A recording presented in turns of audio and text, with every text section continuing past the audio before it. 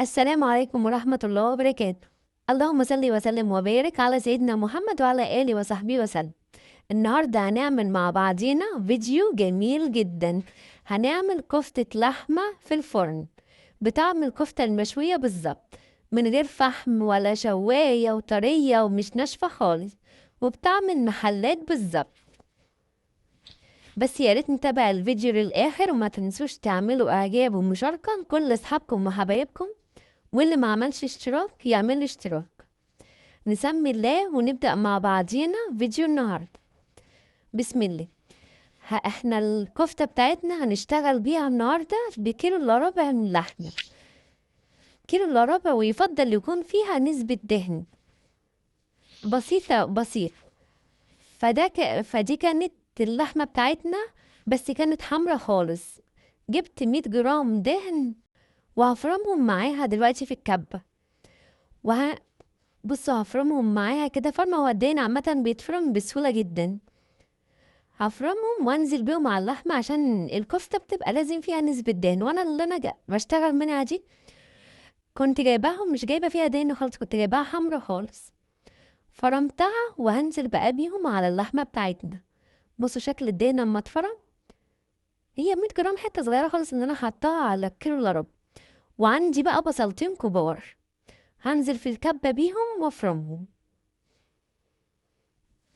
افرمهم فرم ناعم خالص، افرمهم جامد كده لحد ما يتفرم. والبصل ده انا مش هحطه على اللحمه كده، لا.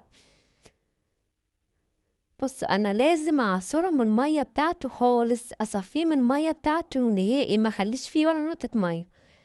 عشان دي اهم تكايه، نعصر البصل كويس عشان الكفته تطلع حلوه، ومش مفروله كده معانا ومش حلو. عشان اعصره هحط عليه شويه ملح عشان ينزل ميته، معلقة ملح صغيرة كده. اسيبه بس فيها ولو ثواني، هينزل المية بتاعته في ثواني وانا بعصر. ومعايا شوية بقدونس مفرومين مقطعاهم قطع صغير. مش هيبانوا في الكفتة قوي، بس بيدوا طعم جميل للكفتة بجد. بيدوا نكهة، البقدونس بيدي نكهة جميلة مع اللحمة، خصوصا لما تتشوي في الفرن كده بيبقى طعمها جميل. بصوا بقى، البصل بتاعنا دبل من الملح شوية، هصفيه خالص، اعصره خالص من المية بتاعته دي، وانزل على اللحمة بيه.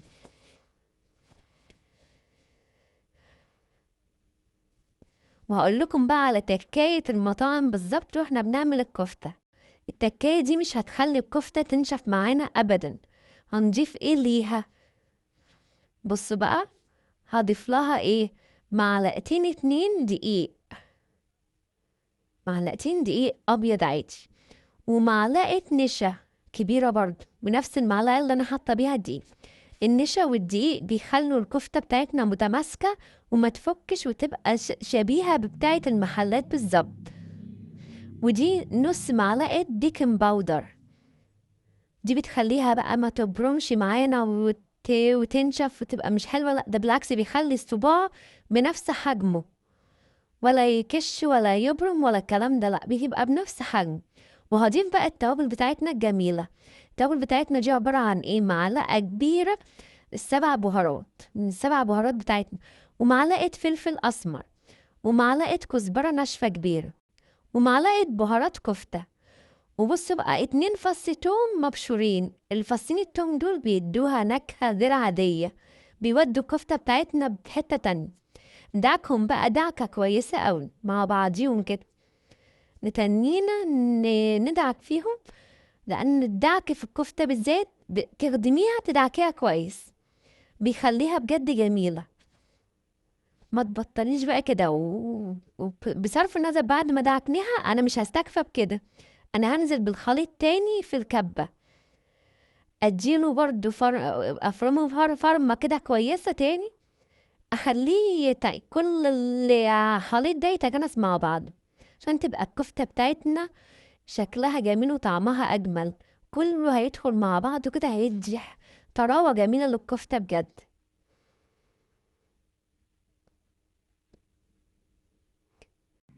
بصوا، بعد ما اتفرمت، بصوا الشكل بتاعها اصلا كمان، بصوا اختلف عن بعد ما انا دعكتها. بصوا شايفين الشكل بتاعها بقى جميل بجد، بقى حتة واحدة متماسكة مع بعضها كده، مش مفرولة من البصل والخضرة والحاجات دي، لأ كده بقت قطعة واحدة.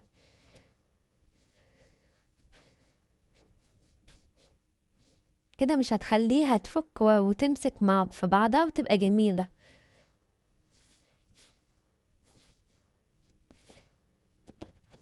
بس بقى أكمل بقى بقية الخليط بتاعنا، أدعكه بقى، أديله برضو فرمة تاني كده في الكبة.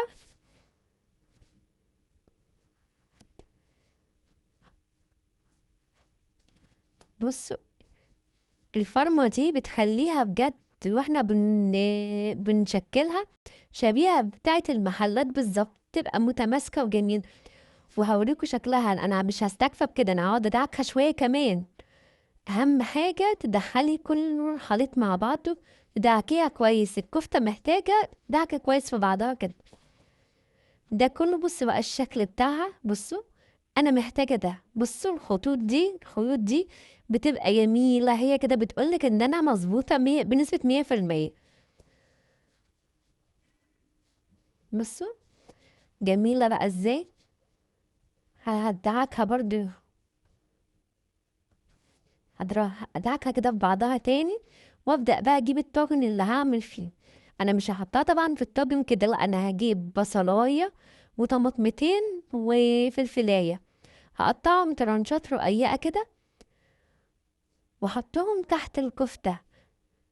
اللي شوية الخضروات دي بتدي للكفتة نكهة جميلة جميلة جميلة بجد، بتطلع ريحة البصل والفلفل على الكفتة وتخلي الكفتة ليها نكهة جميلة وريحة جميلة. وهرش عليهم رشة ملح خفيفة ورشة فلفل، سنة ملح صغيرة وسنة فلفل يطعموها بس عشان ما يبقوش ناقصين سكر، ناقصين ملح.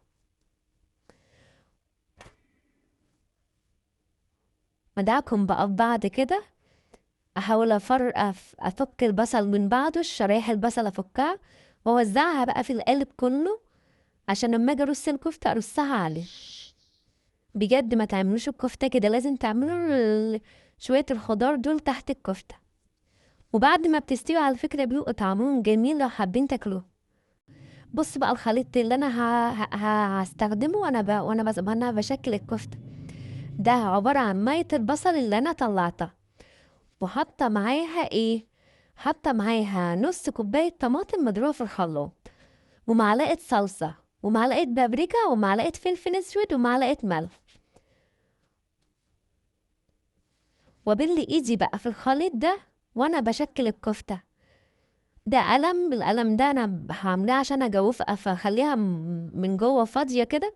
القلم ده انا مخصصاه للكفته على طول، وبعينه في المطبخ وبغسله بعد ما اخلص، ده للكفته بس.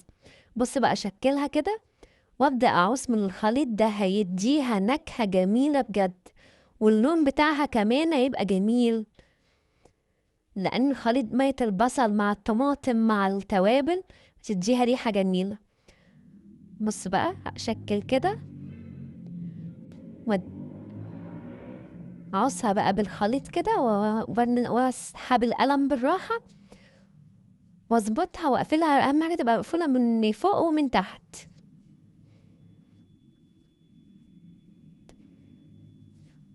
بصوا انا هكمل بقى بقيه الخليط مع نفسي كده، بقيه التصبيع مع نفسي، بقيه تشكيل الكفته دي مع نفسي، واوريها لكم بقى بعد ما اخلص عشان ما اطولش عليكم الفيديو برضه. بصوا الشكل بتاعها بجد جميل، والخضار مديها لون وشكل جميل. بص بقى شكلها بعد ما خلصتها تشكيل جميلة جميلة. والكيلو الا ربع لحمة بصوا عمل لي كام صباع، والله العظيم اكتر من كيلو ونص كفتة، لو بشتريها من بره اكتر من كيلو ونص كفتة. وغير ده وده بقى لحمة ضمناها انا اللي جايباها وضامنة اللحمة. النظافة انا اللي منضفة كل حاجة بايدي، حاجة صحية باكل لولادي حاجة صحية. وبعدين الكفتة دي كلها مصدر بروتين عالي، بيدي طاقة وبيشبع لفترة طويلة، وغني بالحديد، ومهم جدا لرفع الهيموجلوبين في جسمنا. بص بقى انا حطيتها في الفرن على درجة حرارة عالية. أهم حاجة نحطها على درجة حرارة عالية، مش عايزاها عشان ما تنزلش ميتها جامد، عايزاها تنيها محتفظة بميتها. أنا عايزة أسويها هي مش هتستحمل حاجة. أعيد النار على درجة حرارة عالية، وأما تبدأ أحس إنها استوت، هي تاخد في حدود 10 دقايق ربع ساعة بالكتير.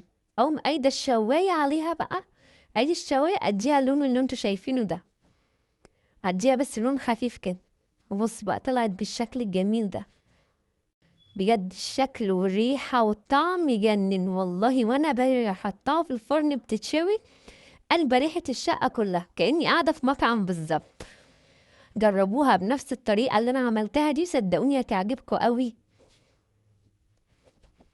وبعدين الكفتة مغذية جدا، فيها زنك وفيتامين B12 مفيد للأعصاب والمناعة.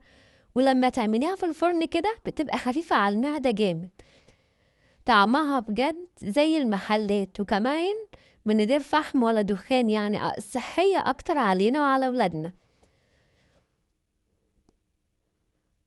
وخفيفة لأن الدهون كلها بتنزل واحنا بنشويها كده. بص بقى شكلها. أجيب بقى شوية بقدونس كده في طبق جميل، وأبدأ بقى أحطها للتقديم بتاعنا.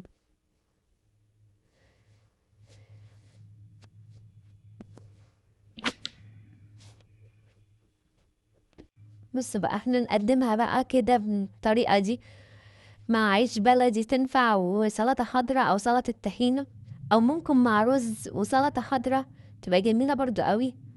بس هي حلاوتها بتبقى بالعيش وسلطة الطحينة، بصراحة تحفة. العيش وسلطة الطحينة، وكله بقى بألف هنا وشفا لكل اللي ياكل. اعملوا سندوتشات كده وكلوا وتهنوا. ربنا يحسن ما بين ايديكم يا حبايب قلبي. جربوها وصدقوني مش هتندموا، هتعجبكم قوي. والله الكفتة كده شكلها بجد وطعمها والله مستوية في البيت أحسن من بره 100 مرة.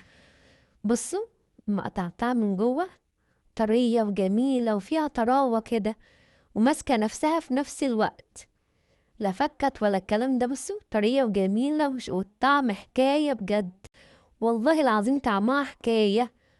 ده غير بقى الشكل بتاعها جميل. والله العظيم البيت كله كل وشبع ما شاء الله بالكمية دي، وتفضل منها كمان. جربوها وصدقوني هتعجبكم. ربنا يحسن ما بين ايديكم يا حبايب قلبي. وبكده نكون خلصنا فيديو النهارده. اتمنى يكون الفيديو نال اعجابكم. لو عجبكم الفيديو يا ريت ما تنسوش اللايك والشير وتعليقاتكم الجميله اللي بتفرحني. لو لسه اول مره تشوفوا قناتي اتمنى الاشتراك في القناه وتفعيل زر الجرس على الكل عشان يوصل لكم كل جديد. استنونا ان شاء الله في وصفات تانية كتيره سهله وبسيطه ومميزه. دمتم بخير وبحفظ من الرحمن. السلام عليكم ورحمه الله وبركاته.